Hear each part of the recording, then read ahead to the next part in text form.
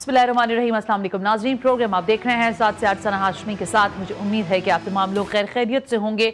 ये बात पूरी दुनिया बेहतर अंदाज से जानती है कि पाकिस्तान ने दुनिया में बढ़ती हुई दहशत गर्दी में उसको ख़त्म करने का जो किरदार अदा किया है उसकी दुनिया आज भी मोतरफ है। हमारे लाखों हज़ारों मासूम लोग जो हैं वो शहीद हुए हैं, हमारी फोर्सेस के लोग शहीद हुए हैं।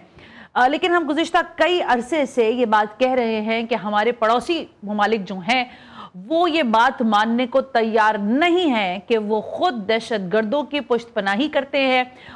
उनके मुल्क में उनके स्लीपर सेल्स मौजूद हैं और वो वहां से न सिर्फ ये कि ऑपरेट करते हैं बल्कि पाकिस्तान में आकर तरअंदाजी भी करते हैं और यहाँ पर भी मुख्तलिफ दहशत गर्दी की कार्रवाइयों में बराह रास्त मुलव्वस होते हैं और उनके खिलाफ जाहिर है उन ममालिक को कार्रवाई करनी चाहिए। बिलखुसूस मैं बात करती हूँ अफगानिस्तान की।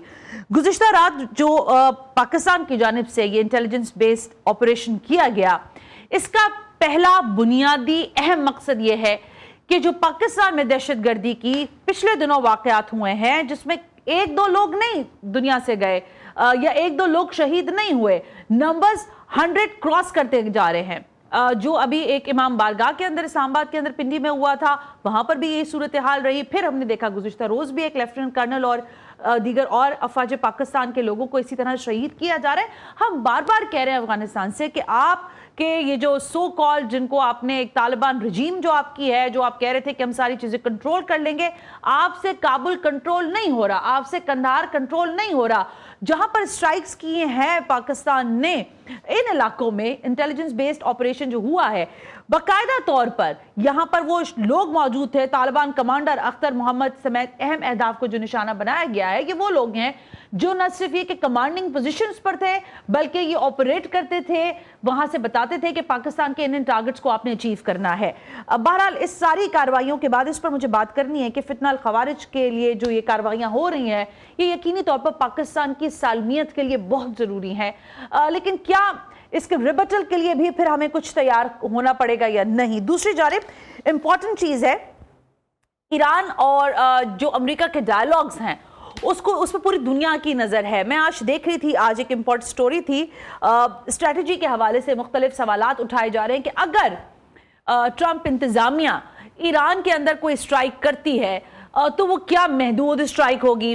क्या आयतुल्लाह खामनेई को हटाए जाना इतना आसान समझ रहे हैं डोनाल्ड ट्रंप? क्योंकि एक बाकायदा अभी मैं आगे चलती हूँ तो मैं आपसे बात करती हूँ इस पर कि क्या मुतबादिल मजहबी क़यादत डोनाल्ड ट्रंप सोच रहे हैं कि वहाँ पर आएगी और कितना ही उनके लिए ये आसान अहदाफ होंगे?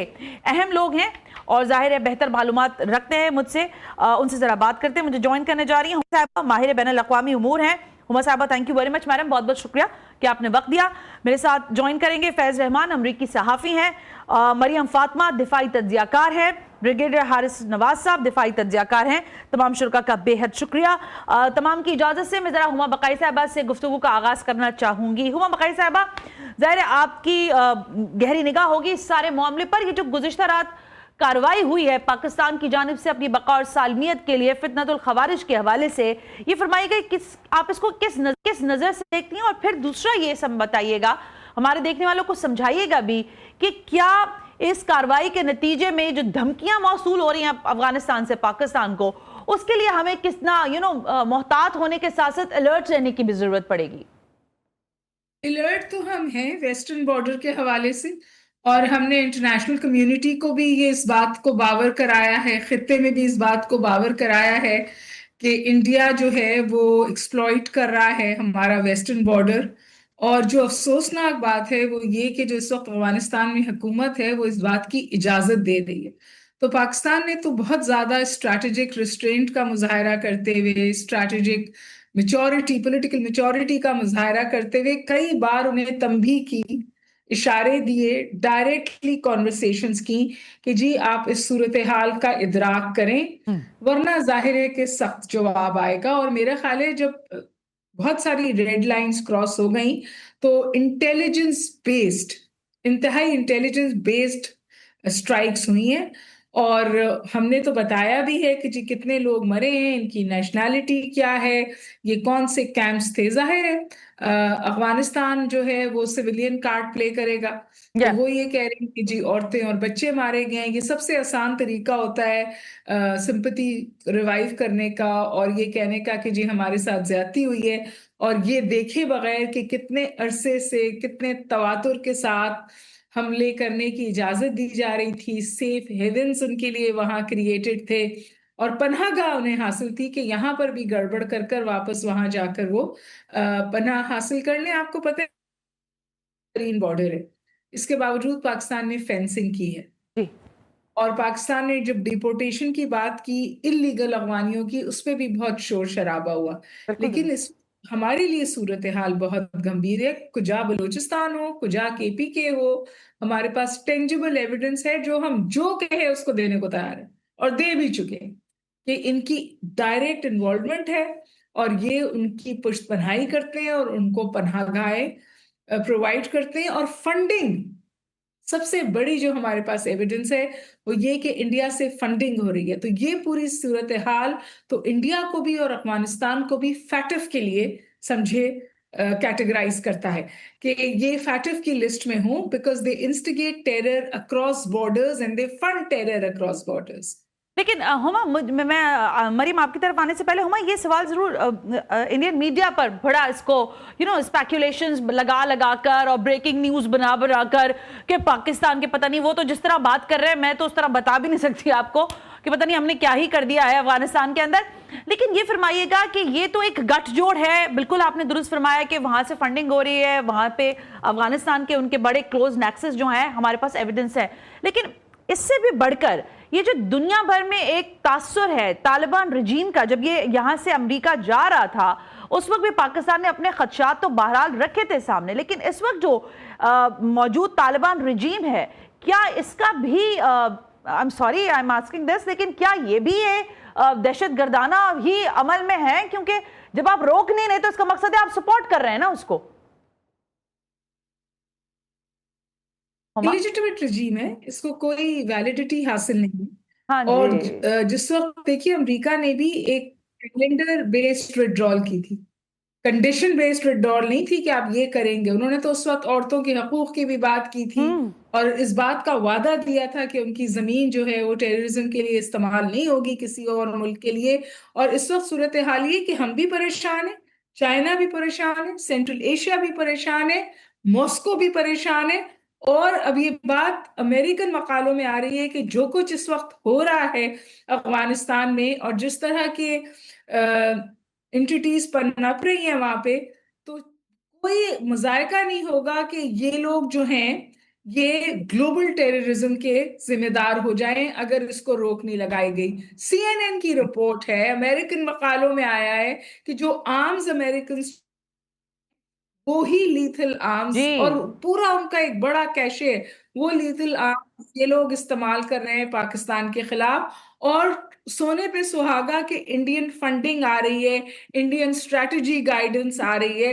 तो इस वक्त पाकिस्तान तो टू प्रोंग वॉर में है ना जी। ईस्टर्न बॉर्डर का मसला अपनी जगह और वेस्टर्न बॉर्डर पे ये उन्होंने हमारे लिए नया कट्टा खोल दिया है। और फिर उनका टारगेट है कि जो दो हमारी कद्र वनरेबल प्रोविंस इन बलूचिस्तान, वहां ट्रबल इंस्टिगेट करें। तो मैं कहती हूँ Pakistan is in a three prong war, एक वेस्टर्न बॉर्डर, एक ईस्टर्न बॉर्डर, इंटरनल बॉर्डर, और सबकी फंडिंग और स्ट्रैटेजी हमें अब वाजे सबूत, हमने इनके साउंड क्लिप्स सुनवाए, लोग पकड़े। तो ऐसा नहीं है कि हम कोई हवा में बात कर रहे हैं, साउंड क्लिप्स हैं जो टीवी पे भी सुनाए गए हैं, डोसियर में भी शामिल किए गए जी हैं। जी। इसी तरह फंडिंग की एविडेंस है कि कितने हजारों डॉलर की फंडिंग की जाती है। स्ट्रेटजी गाइडेंस, पर्सनल इन्फिल्ट्रेशन, कोई तो एक चीज हो जो ना की हो, कोई तो ऐसा बॉक्स हो जो इंडिया ने इस हवाले से ना टिक किया हो। तो जब इतनी एविडेंस है तो इंडिया जितना भी शोर मचा ले, इसको जितना भी रंग दे ले, हम तो डोसियर अरसे हुआ प्रोवाइड कर चुके हैं। और हम तो अभी भी कहते हैं आज देख लो, ऑब्जर्वर्स भेज दो, इंडिया बुला के दिखाए कश्मीर में ऑब्जर्वर्स। गुड। अच्छा, मैं आती हूँ आपके पास हुमा साहबा। आज मैंने पढ़ी थी एक रिपोर्ट जॉर्ज बुलावे की अमेरिका और ईरान के हवाले से, मैं उस पर जरूर आपका ओपिनियन लेना चाहती हूँ। लेकिन मरियम साहबा मुझे ये फरमाइएगा ये जो फितनौल खवारिज के खिलाफ जवाबी कार्रवाई हुई है, मैंने अपने इंट्रो में कहा कि हमने हजारा लोगों की शहादतें दी हैं बहैसियत रियासत दहशतगर्दी के कलाकमा के लिए, लेकिन ताहाल हम ये देख रहे हैं कि ये फितनौल खवारिज जो है इनको रोकने में, जैसे भी हुमा साहबा भी बात कर रही थी कि जो तालिबान की सरजमीन है वो इस्तेमाल हो रही है और हमने उनको शवाहिद दिए, उनसे बात की, उसके बावजूद वो उस पर कोई कार्रवाई करने से गुरेजा है। जब हमने एक इंटेलिजेंस बेस्ड कार्रवाई की है तो वहां से वो फिर हमें धमका रहे हैं कि आपको इसके नताइज भुगतना होंगे। क्या कहिएगा मरियम इस सारे मंजरनामे पर? जी बहुत शुक्रिया Sana for inviting me to your show. You welcome madam. जो ये लास्ट नाइट कार्रवाई हुई है और इससे पहले भी जो कुछ कार्रवाइयाँ पाकिस्तान ने की हैं अक्रॉस इंटरनेशनल बॉर्डर और कुछ हाइड आउट्स और सेफ हेवन्स टीटीपी के थे, उनको पाकिस्तान ने सर्जिकल स्ट्राइक्स के थ्रू टारगेट किया है।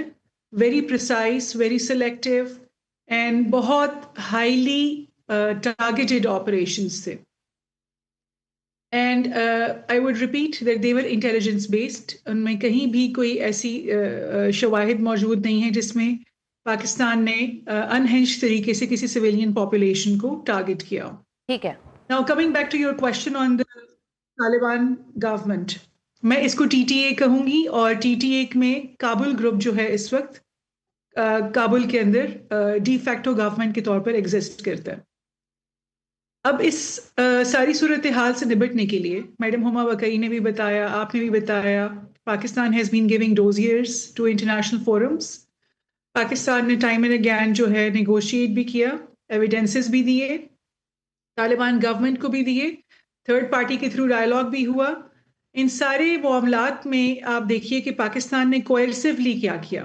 पाकिस्तान कोएर्सिव डिप्लोमेसी हम कहते हैं, पाकिस्तान ने कोएर्सिव मेजर्स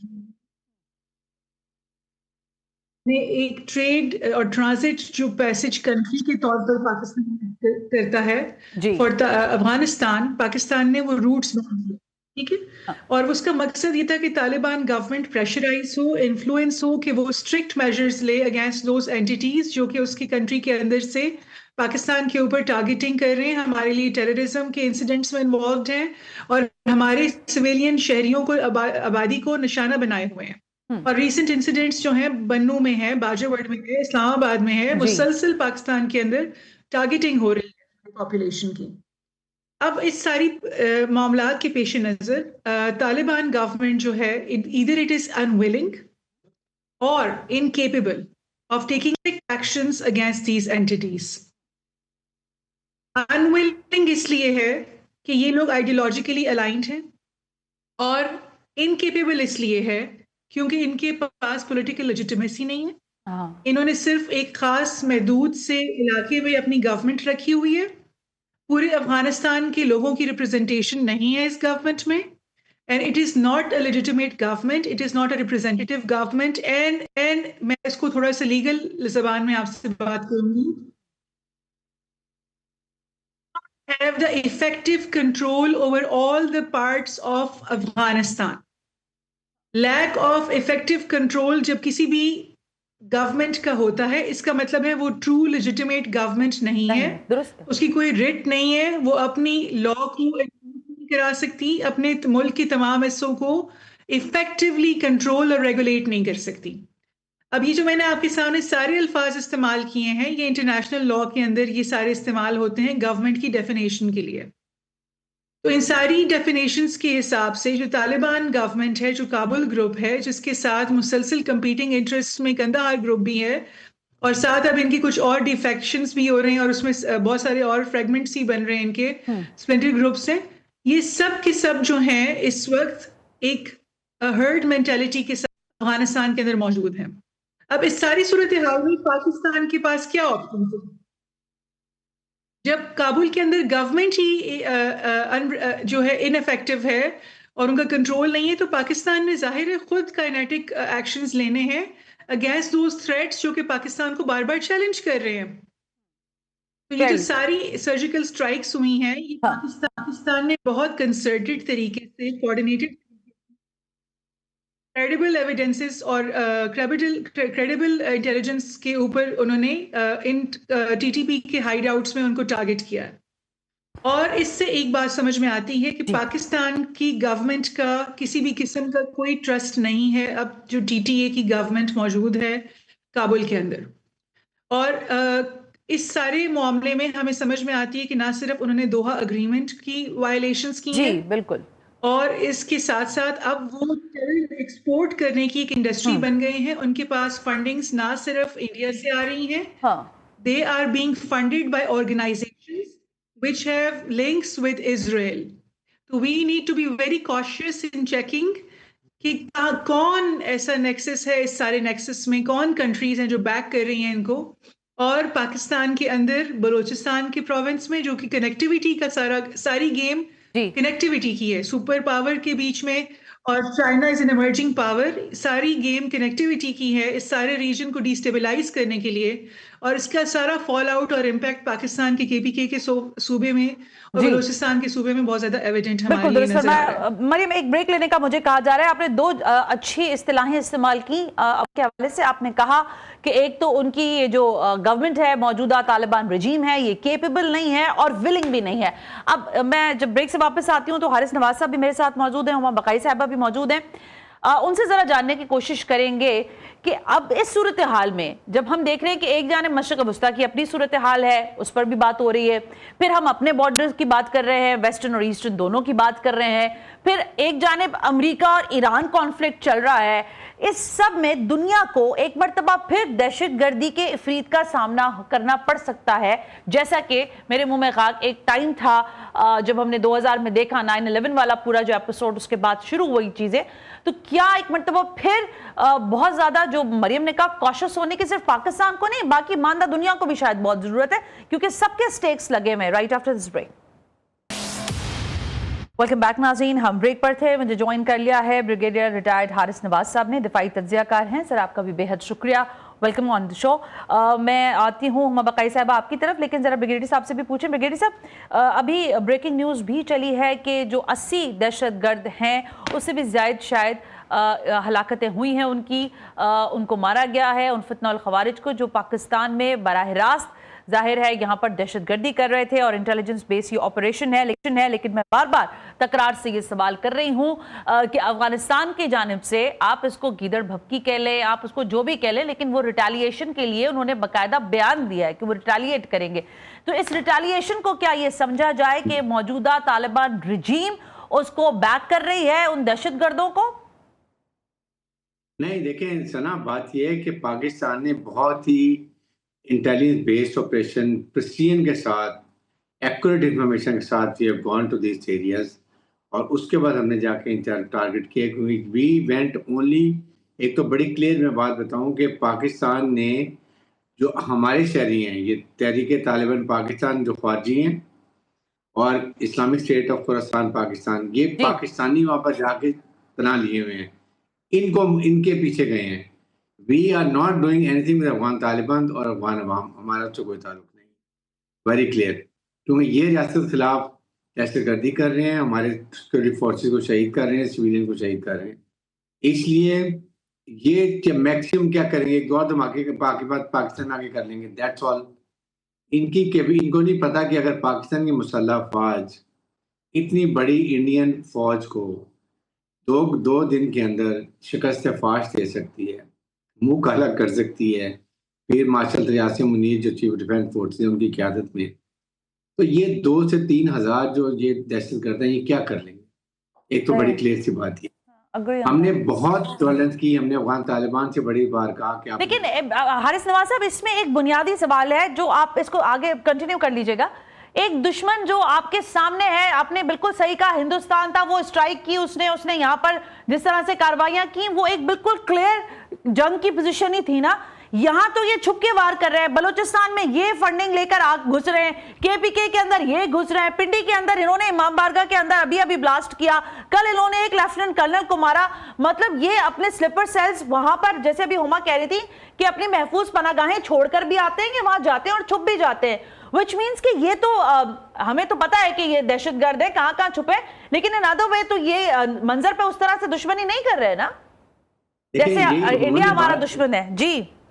हुमा ने बात ठीक की है कि ये इनके सारे ठिकाने हमें मालूम हो गए हैं। ओके। 216 दहशतगर्द हमने बलोचिस्तान में मारे हैं। ठीक है।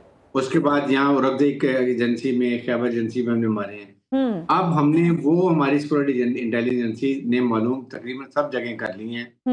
किसने इनको सहूलत करी दी, कहाँ पर ये रात को रुके, किसने खाना दिया, किसने रिकॉनेस दी, किसने इनकी मदद की। अब इनके आई तो ये नहीं, हम इनके पीछे लग गए हैं कि इनको खत्म करना है, और ये बहुत बड़ा कारनामा है हमारी सिक्योरिटी फोर्सेस कर रही हैं। बहुत ज्यादा पकड़े गए हैं, और इसमें ज़ाहिर पाकिस्तानी हमारे शामिल हैं, जो लोग जहाँ रह रहे हैं, और वो बेचारे एट टाइम मजबूर भी होते हैं। लेकिन हम ये कहते हैं अगर आपको वाकई कोई अप्रोच करते हैं तो हमें बताएं, हम उनके खिलाफ ऑपरेशन करेंगे। अगर आप नहीं बताते और उनकी मदद करते हैं, that means you part of terrorism. एक तो ये बात है। सेकंड, हमने बहुत टॉलरेंस कर ली। अब हमने फैसला किया एज ए हार्ट स्टेट कि जहां भी ये, क्योंकि ये कंफर्म हो गया, हमने पहले इरिफ्यूटेबल एविडेंस लिया है कि ये जो पिंडी में धमाका किया, इमाम बारगाह में धमाका किया मस्जिद में, फिर बन्नू में, बाजौड़ में, फिर बन्नू में हमारे कर्नल से शहीद किए, ये सब के सब जो है ये हैंडल जी अफगानिस्तान में बैठे हुए हैं।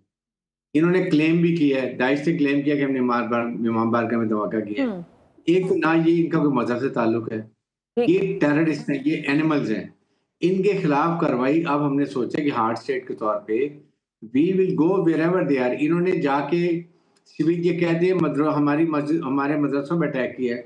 मदरसे इनके कोई नहीं है, ये इनके हाइड आउट्स हैं, ये इनके ट्रेनिंग कैंप्स हैं, यहाँ ये ऑपरेशन ट्रेनिंग करते हैं, और ये सिविल ड्रेस पहनते हैं। जाहिर है कि ये अपनी खवातीन को एज ह्यूमन शील्ड इस्तेमाल करते, कहते हैं कि वो सिविलियन मारे गए।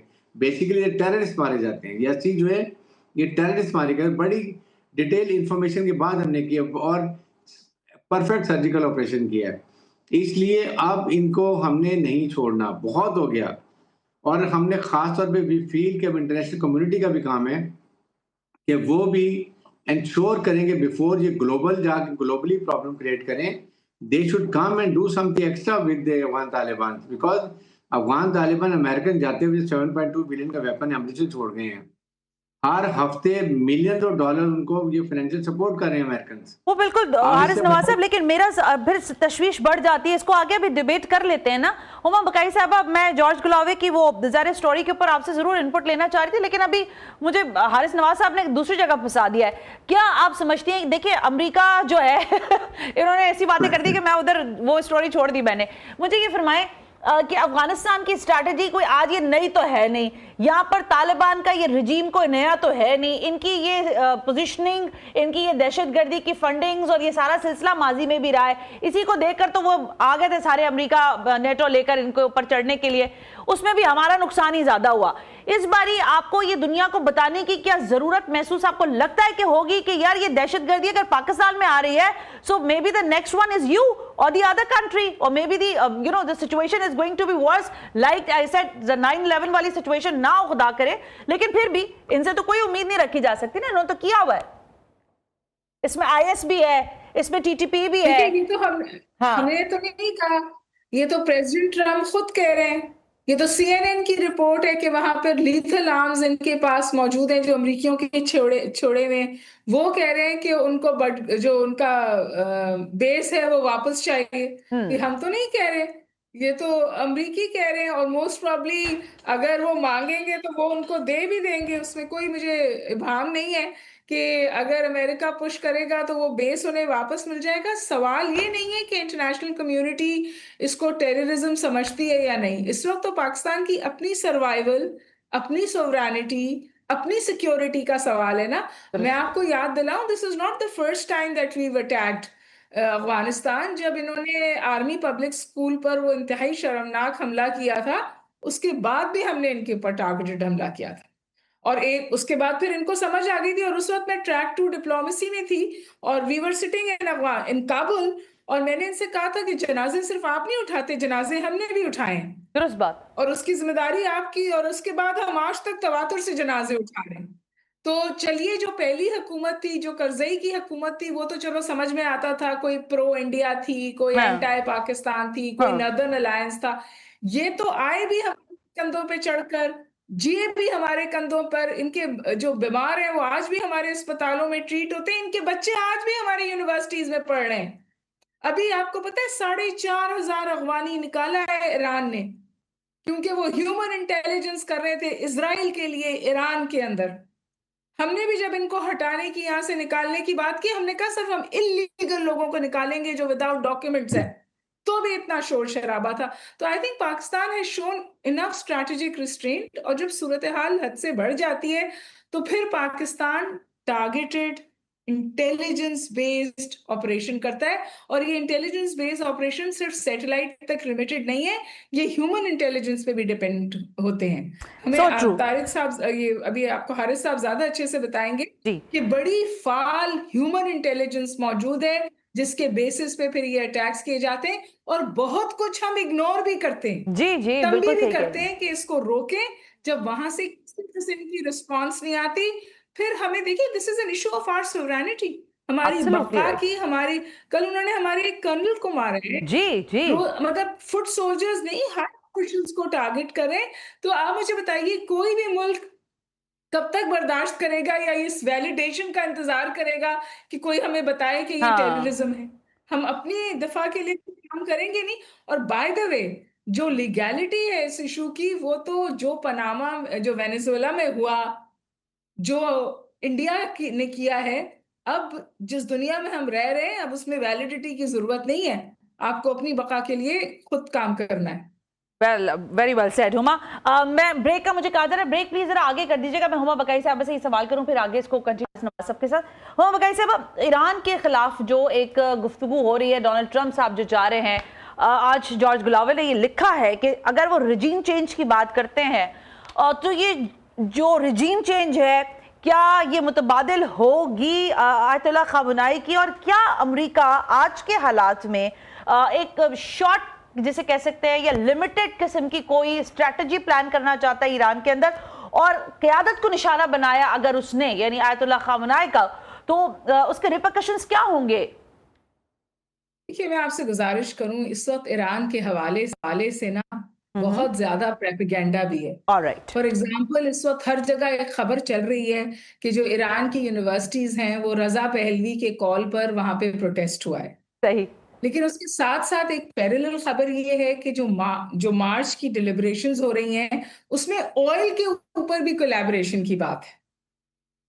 ठीक है जी। और एक तकरीबन एक फ्रस्ट्रेशन का इजहार किया है एक अमेरिकन ऑफिशियल ने कि जो प्रेसिडेंट ट्रंप है वो कह रहे हैं कि हमने इतना वहां पर हार्ड पोस्चरिंग कर दी, इतने आर्म्स खड़े कर दिए, तो क्या वजह है कि ईरान सकम्ब नहीं कर रहा है? अच्छा, ईरान का मसला ये है कि ईरान को ये तो पता है कि वो अमेरिका से जंग नहीं जीत सकता, लेकिन ईरान को ये भी पता है कि वो अमेरिका को पेन दे सकता है। और वो पेन सिर्फ कन्वेंशनल फ्रंट पे नहीं है, वो पेन है economic shutdown of energy corridors. और ये बात अमेरिका को अच्छे से पता है कि अगर वो स्ट्रेट ऑफ हॉर्मुज को बंद कर देता है, पूरा दुनिया का एनर्जी ट्रेड इस वक्त रुक जाएगा। साथ साथ क्योंकि इतना प्रोपेगेंडा मशीनरी है और इजराइल की तरफ से या प्रो इजराइल लोगों की तरफ से एग ऑन किया जा रहा है अमेरिका को और ट्रंप को कि जी ईरान पर हमला कर दें। इसीलिए आपने देखा कि जो यूरोपियंस हैं वो उन्होंने अपने लोगों को ये कहा है कि वो छोड़ दें। स्वीडन ने कहा है कि ईरान छोड़ दें, पोर्चुगल ने शायद कहा है ईरान छोड़ दें। But I tell you, Iran is not Venezuela, और president Trump is aware of that. और दूसरी बात ये कि ईरान बातचीत के लिए तैयार है लेकिन अनड्यू प्रेशर में आने को तैयार नहीं है। और उन्होंने अपनी एक सक्सेशन प्लान बनाया है, फौज की लीडरशिप के हवाले से भी और पॉलिटिकल लीडरशिप के हवाले से भी, कि अगर लीडरशिप एलिमिनेट होती है तो ऊपर फर्स्ट लेयर जाएगी, तो सेकंड लेयर जाएगी, तो थर्ड लेयर। तो आई डोंट थिंक कि this is a piece of cake. और middle east already up in flames है। आप अगर मजीद ये सब करके खत्ते को मजीद अनस्टेबल करेंगे तो फिर ऐसी सफबंदियां होंगी जो कि होती भी हमें नजर आ रही हैं, जो खतरनाक होंगी। उस सफबंदी में देखिए बिल्कुल वाजे मॉस्को ने स्टेटमेंट दिया है, उन्होंने कहा आप ईरान पे हमला करेंगे तो ये आप आग से खेलने के मुतरादिफ होगा, जिसका मतलब है कि हम जवाब देंगे। आपका क्या ख्याल है? चाइना से स्टेटमेंट नहीं आ रहा तो कुछ हो भी नहीं रहा, लास्ट टाइम चाइना ने हमें टेंजिबल सपोर्ट दी थी, इंडिया के खिलाफ चाइना ने हमें टेंजिबल सपोर्ट दी है। इंडीड, तो आपको इंडीड क्यों लगता है कि ये खित्ते की सियासत बदलने की कोशिश करेंगे और जो Sanjay, as you said, the idiom, this is not the piece of cake, Huma Bakai. You are absolutely right. That's I think appropriate idiom. Well, thank you very much for today. बहुत बहुत शुक्रिया हुमा बकाई हमसे बात करने के लिए। ब्रेक लेने का कहा जा रहा है, ब्रेक आते हैं तो जरा ब्रिगेडियर हारिस नवाज साहब के साथ कंटिन्यू करते हैं कि वो इस सारे मामलात को अब कैसे देख रहे हैं, क्योंकि एक जानिब दाखिली सूरत हाल जो है उससे भी हम नबरद आजमा है, फिर बॉर्डर जो इतना हमारा हीटेड कर रहा है हमारा दुश्मन, उसको हमने कैसे टैकल करना है। Right after this break. Welcome back नाज़रीन, हम ब्रेक पर थे और आज जरा गुफ्तगू हो रही है गुज़िश्ता रात जो पाकिस्तान ने इंटेलिजेंस बेस कार्रवाई की अफगानिस्तान के अंदर। मुझे पता है कि इसमें बड़ी चमगुइयां हुई हैं। ब्रिगेडियर रिटायर्ड हारिस नवाज साहब मेरे साथ मौजूद हैं। हारिस साहब, एक सवाल जो हम सबके जहन में है, जब गुज़िश्ता रात ये वाक़या हुआ, पाकिस्तान ने कार्रवाई की अपनी सालमियत अपनी बका के लिए, तो हम सब ज़ाहिर मुतमईन थे, लेकिन एक तरफ ये खदशा भी है, कुछ जगहों पर यह बात भी हो रही है कि अफगानिस्तान इसका बराह रास्त जो अभी वो क्लेम कर रहे हैं, वो तो ये कह रहे हैं कि हमारे पता नहीं कितने लोग ही मर गए हैं, सिविलियंस भी मर गए, और जैसे आपने कहा कि ये उनके हाइड आउट्स हैं जहां पे ये मदरसों को जो क्लेम करते हैं, इनके ट्रेनिंग सेंटर्स हैं। लेकिन क्या हम इन फ्यूचर जो है ये तवक्का रखें कि अफगानिस्तान इसका किसी भी तरह का अटैक जो है वो प्लान ऑब्वियसली करेगा, और वो कर ही रहा है, लेकिन वो रोकने के लिए ये जो मौजूदा इनका काबुल और कंधार के अंदर जो सो कॉल इनकी हुकूमतें हैं, वो भी उसको बराह रास्त मॉनिटर भी कर रही हैं और उसको सपोर्ट भी करेंगी। I believe that. देखें, बात ये है सना के कुछ ना कुछ अगर बॉर्डर पे तो कुछ कर नहीं सकते। लास्ट टाइम उन्होंने आपको याद है बॉर्डर पे 6-7 पोस्टों पे अटैक किया था, हमने इनके 30 पोस्टों पे कब्जा कर लिया था, and we destroyed their person, मार दिए और इक्विपमेंट तबाह कर दिया, सब कुछ कर दिया, इन्होंने सफेद झंडे लहरा दिए। अभी इनकी मैक्सिमम कोई 1, 2, 3 ये हो सकता है कोई दहशतगर्दों की कार्रवाइयां हों जो छुपे बैठे हों। अच्छा। वो उसके लिए हमारे ट्रुप्स आर फुली तैयार, इंटेलिजेंस उनकी पूरी हमारी स्प्रेड आउट है, हमारे ट्रुप्स रेड अलर्ट है, दे आर ऑल रेडी। इसके अलावा ये कुछ भी नहीं कर सकते। ना इनके पास एयरफोर्स है, ना इनके पास फौज है, ना इनके पास कोई ऑर्गेनाइज किस्म की मलेशिया है। टोटल ये वो हैं जो हिट एंड रन करने वाले बैठे हुए लोग, जो आते हैं अटैक करते हैं, भाग भाग पड़ते हैं। तो इसलिए इनकी कोई कैपेसिटी नहीं। हमने इनको पहले चेक कर लिए, जो लास्ट टाइम हमने इनकी जब किया था, इनके मारे थे लोगों को, और मैं आपको याद होगा कि हमने वहाँ पर नगर हाट में जाके एक गुलबहार के एरिया में बमबारी की थी, तो उसमें 60-70 लोग हमने इनके मारे थे, दहशतगर्द गुल बहादुर के, और उसके बाद ये कुछ भी नहीं कर सके थे। इन्होंने सफेद झंडे खड़े कर दिए थे। हम अभी भी नहीं चाहते थे, लेकिन अब मजबूरन हमें ये करना पड़ रहा है। दे डोंट रियलाइज कि पाकिस्तान सिक्योरिटी फोर्सेस की सबसे बड़ी आईनी जिम्मेदारी है कि अपने अवाम की जान माल की हिफाजत और टेरिटोरियल और जोग्राफिकल बाउंड्रीज की हिफाजत। We have to do it, और वो हम करेंगे, कर रहे हैं, और हम इसके लिए वी कैन गो एनीवेयर, चाहे हम एक्सटर्नल एरिया में जाएं, इंटरनल एरिया में जाएं। इंटरनल हम अपना पूरा काम कर रहे हैं, बट नाउ हम इनका कमांड स्ट्रक्चर उड़ाएंगे, कमांडर्स को मारेंगे, इनके ट्रेनिंग कैंप्स उड़ाएंगे, इनके एडमिनिस्ट्रेटिव कैंप्स उड़ाएंगे, ताकि ये डिसऑर्गेनाइज हो। और जो इंडियन बैठ के ट्रेनिंग करें, इंडियन को भी मारेंगे वहां पर जाके। अगर इंडिया फॉल्स फ्लैग ऑपरेशन करके, झूठा ब्रेक ड्रामा करके एक न्यूक्लियर मुल्क, हमसाया न्यूक्लियर मुल्क के ऊपर अटैक कर देता है विदाउट इन्वेस्टिगेशन और इंक्वायरी के, नॉट रियलाइजिंग इसके कैटास्ट्रोफिक इफेक्ट क्या हो सकते हैं, तो पाकिस्तान के पास तो कॉन्क्रीट प्रूफ है हमारे पास हर चीज का, हमने दुनिया को दिया हुआ है। एंड इंडियन खुद डिफेंस मिनिस्टर कहते हैं बलोचिस्तान में ये करेंगे, हम उनको सपोर्ट कर रहे हैं। तो वी कैन डू एनीथिंग। हमें तो बल्कि इंडिया में भी जाके अगर कहीं जहाँ ट्रेनिंग करते हैं वहां भी मार सकते हैं, but we are avoiding it. We don't want any further provocation इस एरिया में न्यूक्लियर पावर की वजह से। तो एटलीस्ट अफगानिस्तान को तो हम सॉल्व कर सकते हैं, इनको समझना चाहिए। और हमने ये बात की है कि जो इंटरनेशनल कम्युनिटी की रिस्पॉन्सिबिलिटी है, जब आपने कमिटमेंट की है तो एग्रीमेंट में कि अफगानी जो है वो कोई अपनी सरजमीन किसी को इस्तेमाल नहीं करने देंगे, then you have to over ensure. आप उसके बजाय उनको वेपन भी छोड़ के आ रहे हैं, उनको फिर हर हफ्ते फंडिंग भी कर रहे हैं। इमेजिन करें, दैट मीन्स दे वांट कि अफगानिस्तान शुड रिमेन ट्रबलसम और Pakistan should remain embroiled in this terrorist activities में, ताकि हम सीपैक ना बनाएं, गवादर पोर्ट ऑपरेशनलाइज ना हो, हम इकोनॉमिक तरक्की ना करें। इकोनॉमिक तरक्की करेंगे तो अपने फैसले अपने मुल्क के मफादात में करेंगे। These are the factors. तो इसके लिए पूरी कौम अभी इकट्ठी है, इकट्ठा फील्ड मार्शल ने बड़ी क्लियर बात की chief defence forces general Asim Munir ने कि जी हमने तैयार किया है मुल्क से दहशतगर्दी खत्म करनी, लेकिन उसके लिए हम कुर्बानी भी देंगे, शहादतें भी देंगे, बट देन ये जो इलीगल स्पेक्ट्रम है जहां से फ्लो ऑफ मनी आ रही है illegal, that has to be stopped, उसके लिए होना चाहिए। So true. Well, thank you very much brigadier retired Haris Nawaz Sahab, आपने अपना कीमती वक्त हमारे साथ अफगानिस्तान के हवाले से जो हारिस नवाज साहब ने गुफ्तगू की कि आपने वादा किया था कि आपकी सरजमीन जो है वो पाकिस्तान के खिलाफ इस्तेमाल नहीं होगी, लेकिन फिर मुझे ये कहना पड़ता है कि गजब किया जो तेरे वादे पे एतबार किया, और आज पाकिस्तान में जो दहशतगर्दी है उसकी पूरी कुल्ली तौर पर जो सारी अभी तक के जो शवाहिद हैं, जो एविडेंसेस हैं, वो सारे अफगानिस्तान से जाकर के मिलते हैं। लेकिन ये बात भी याद रखने की ज़रूरत है कि जब पाकिस्तान अपनी से बड़ी फौज, अपने से बड़ी इंटेलिजेंस सो कॉल्ड इंडिया को चंद घंटों में उनका बोरिया बिस्तर लपेट कर उनको 9 मई पे सुला देता है 10 मई को, तो फिर अफगानिस्तान किस चीज़ की फूफा में है? आपके पास है ही क्या? अगर आपके पास ये दहशतगर्द भी हैं, तो जैसे हारिस नवाज साहब ने कहा कि आपके कमांडर्स इन दहशतगर्दों को हम हर तरह से ख़त्म करने की पूरी सलाहियत रखते हैं और हम वो आखिरी दहशतगर्द के खात्मे तक जारी रखेंगे। आज के प्रोग्राम का फीडबैक ज़रूर दीजिएगा। सना हाशमी को इजाज़त दीजिए। अल्लाह हाफ़िज़।